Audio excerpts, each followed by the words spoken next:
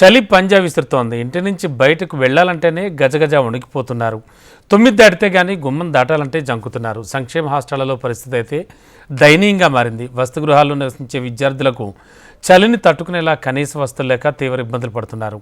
దుప్పట్లు లేక చన్నీటి స్నానం చేస్తూ విద్యార్థులు వణికిపోతున్నారు. తెలంగాణలో చలి తీవ్రత పెరిగింది.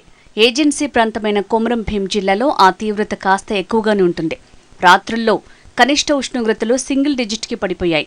ఎముకలు విరిగే చలికి స్థానికులు గజగజ వణికిపోతున్నారు. ఇక ఇలాంటి పరిస్థితుల్లో జిల్లాల్లోని ప్రభుత్వ వసతి గృహాల్లో విద్యార్థులు చలికి తట్టుకోలేక ఇబ్బందులు పడుతున్నారు. జిల్లాలోని పలు ఆశ్రమ పాఠశాలల్లో దుప్పట్లు పంపిణీ కాకపోవడంతో విద్యార్థులు చలికి వణుకుతున్నారు. హాస్టల్ గదుల కిటికీలకు తలుపులు లేక దిక్కుతోచని పరిస్థితుల్లో చద్దర్లు అడ్డుగా పెట్టుకుని చలి నుంచి ఉపశమనం పొందుతున్నారు విద్యార్థులు. సంక్షేమ వసతి గృహాలంటే విద్యార్థులకు అన్ని రకాల వసతులు, రక్షణ ఉండాలి. శీతాకాలంలో విద్యార్థులు చలికి తట్టుకునేలా వ్యాధుల బారిన పడకుండా వేడి భోజనం, దుప్పట్లు, ఉన్ని దుస్తులు, వేడినీటి స్నానాలు ఉండేలా చూడాలి. శీతల గాలులు గదుల్లోకి చొరబడకుండా తలుపులు, కిటికీలు సౌకర్యంగా ఉండాలి. కానీ చాలా వసతి గృహాల్లో దుప్పట్లు చలిని తట్టుకునేలా లేవు. పాత భవనాల్లో కిటికీలు, తలుపులు మరమ్మతు చేయలేరు. కొన్ని చోట్ల విద్యార్థులు పడుకునేందుకు బెడ్లు లేకపోవడంతో నేలపై నిద్రిస్తున్నారు. ఆశ్రమ పాఠశాలల్లో విద్యార్థులు స్నానాలు చేసేందుకు సోలార్ వాటర్ హీటర్ ఉన్నప్పటికీ నిరుపయోగంగా ఉండటంతో ఇంతటి చలిలోనూ చన్నీటి స్నానాలు చేస్తున్నారు విద్యార్థులు. కొమరం భీం జిల్లా వ్యాప్తంగా 27,978 మంది విద్యార్థులు వసతి గృహాల్లో ఉన్నారు. జిల్లాలో ఎస్సీ, ఎస్టీ, బీసీ గురుకులాలు, సంక్షేమ పాఠశాలలు 102 ఉన్నాయి. 46 ఆశ్రమ వసతి గృహాల్లో 12,562 మంది ఉండగా 15 కేజీవీబీలో 3,917 మంది, 5 సాంఘిక సంక్షేమ గురుకులాల్లో 2,898 మంది ఉన్నారు. ఇక 7 గిరిజన గురుకులాల్లో 2,917 మంది, 5 బీసీ జ్యోతిబా పూలే గురుకులాల్లో 2,215 మంది, 3 మైనారిటీ గురుకులాల్లో 1,185, 2 మోడల్ స్కూళ్లలో 1,304 మంది, 19 SC, BC, post matric, pre matric వసతి గృహాల్లో 980 మంది విద్యార్థులున్నారు. వీరంతా వివిధ ఆశ్రమ పాఠశాలల్లో ఉన్నప్పటికీ దాదాపు అన్ని చోట్ల ఇవే ఇబ్బందులు ఎదుర్కొంటున్నారు.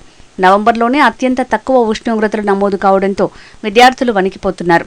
రాబోయే డిసెంబర్, జనవరి మాసాల్లో మరింతగా ఉష్ణోగ్రతలు పడిపోయే అవకాశం ఉందని అంచనా వేస్తున్న తరుణంలో విద్యార్థులకు సరైన సదుపాయాలు వెంటనే కల్పించాలని విద్యార్థి సంఘాలు డిమాండ్ చేస్తున్నాయి.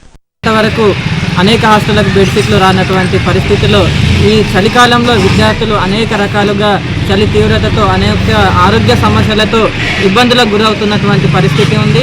ముఖ్యంగా ఏదైతే ఆశ్రమ పాఠశాలలకు సంబంధించినటువంటి ఈ చలికాలంలో వేడి వాటర్ హీటర్లకు సంబంధించినటువంటి జిల్లా వ్యాప్తంగా 52 ఆశ్రమ పాఠశాలలు ఉంటాయి.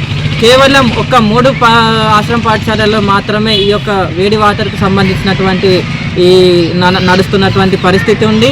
మిగతా హాస్టళ్లలో కూడా అంతా కూడా విద్యార్థులు అందరూ కూడా ఈ చలికి చలినీళ్ళతో స్నానం చేసి వాళ్ళు అనేక అనారోగ్యాలకు గురవుతున్నటువంటి పరిస్థితి ఉంది. అదే కాకుండా ప్రతి హాస్టళ్లలో కూడా ఇంతవరకు బెడ్షీట్లు రాలే వాళ్ళకు అనేక హాస్టళ్ళు, ఎస్సీ, ఎస్టీ, బీసీ హాస్టళ్ళు ఉన్న విద్యార్థులకు అనేక సమస్యలు ఉన్నాయి.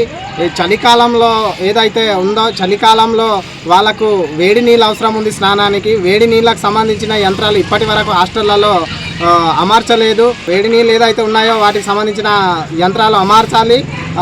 ట్రంకులు కానీ మరియు ప్లేట్లు కానీ ఇంకా కిటికీలు మరియు ఇతర సమస్యలు అనేక హాస్టళ్లలో ఉన్నాయి. వాటిని పరిష్కరించాలని మేము డివైఎఫ్ఐగా కోరుతా ఉన్నాము. పలుమార్లు జిల్లా అధికారులను, కలెక్టర్లు కానీ వేడుకున్నా ఇప్పటికీ సమస్య పరిష్కారానికి దొరకలేదు. ఈ సమస్యను పరిష్కరించాలని మేము కోరుతా ఉన్నాము. ప్రభుత్వం వెంటనే స్పందించి చలిని తట్టుకునే దుప్పట్లు పంపిణీ చేయాలని విద్యార్థులు కోరుతున్నారు. స్నానం చేసేందుకు సోలార్ హీటర్లను ఏర్పాటు చేయాలని విజ్ఞప్తి చేస్తున్నారు. అటవీ ప్రాంతంలోని ఆశ్రమ పాఠశాలల పరిస్థితిపై ప్రభుత్వం మరింత సీరియస్గా దృష్టి సారించాల్సిన అవసరం ఉంది.